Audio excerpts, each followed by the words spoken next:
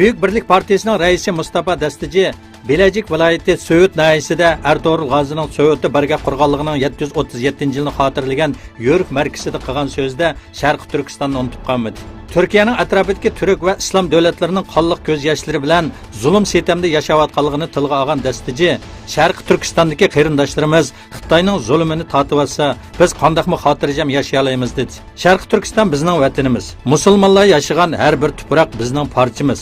Shundaqla turk va musulmonlarning vatani. Bugun birlashadigan va barobar bo'ladigan kundir dedi. Yipek yo'li bahanasida Pakistan, Sri Lanka, Tojikiston qatorliq davlatlar Xitoydan olgan qarzini to'layolmay, tuproqlarini va portlarini setishga majbur bo'ldi. Xitoydan 130 million qarz olgan Sri Lanka Xamban Totadagi portini 99 yilda Xitoyga berayotganligi o'ttirg'i chiqdi.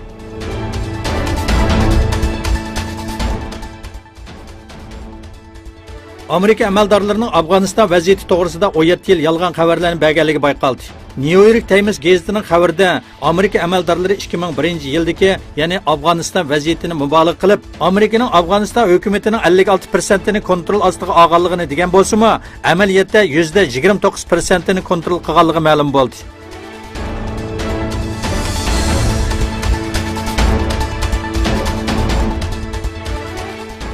'Rossiya Amerikaning fosfor bombasi bilan Suriyaga hujum qilganligi aniqlandi.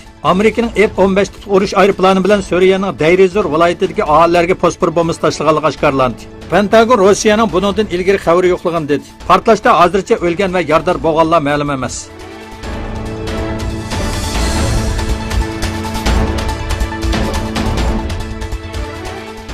Oltinchi sentabr saharda Yaponiyada 6.7 bal yer tavrab, nurg'un joylarda binolar o'rilib, tog'lar ko'mirilib, suv to'xtab, qatnash falaj holatga kelgan. Yaponiyaning 9-sentabr muxbirlarga bergan xabarda 42 odam o'lib, 2 odam yo'qolib ketganligi, 2600 odam qutqizish rayonlarida yashayotganligini dedi.